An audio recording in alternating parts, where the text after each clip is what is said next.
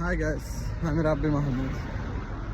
আমার একটা জিনিস খুবই হাসি পায়, এই দুনিয়ায় মানুষের ফ্যামিলি এবং ফ্রেন্ডস যারা অত্যন্ত কাছের মানে সুখের আরেক নাম হলো ফ্যামিলি এবং ফ্রেন্ডস। কিন্তু আপনি দেখবেন বেশিরভাগ মানুষের কষ্টের কারণে ফ্যামিলি এবং ফ্রেন্ডস, কারণ তারা সাপোর্ট করে না, কোনো কিছুতেই একটা মানুষকে সাপোর্ট করে না। যদি মনে করেন আপনি ভালো পোশাক পরেন তাই ফ্যামিলি ফ্রেন্ডস বলবো এই নবাবী দেখায়, ফুটাঙ্গিরি করে। আর যদি খারাপ পোশাক পরেন এই দেখে কি আনস্মার্ট, গেউয়া, খেত নিজের যত্ন নেয় না। তারপর আপনি যদি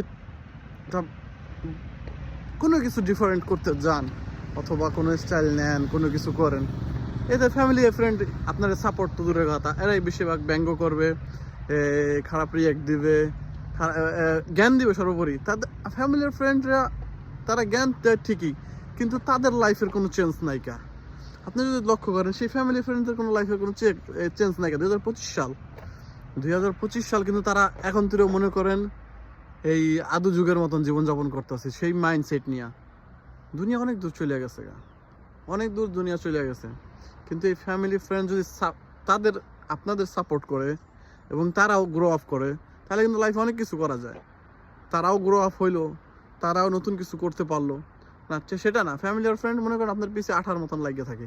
তো এটা হলো কি, ওইসব ফ্যামিলি ফ্রেন্ড থেকে দূরে থাকবেন, তাদের সাপোর্ট দরকার নাই। দূরে থাকো ওইসব ফ্যামিলি অ্যান্ড ফ্রেন্ডস, দূরে থাকো, দরকার নাই কার জীবনে। তোমরা না থাকলে কি হইব? কিছু হইবে? ক্ষতি আছে? জীবন যাইতেছে না? আজকে ঘুমালে কালকে হবে সকাল, কালকে হবে আরেকদিন। ওমন ফ্যামিলি ফ্রেন্ড দরকার নাই কে।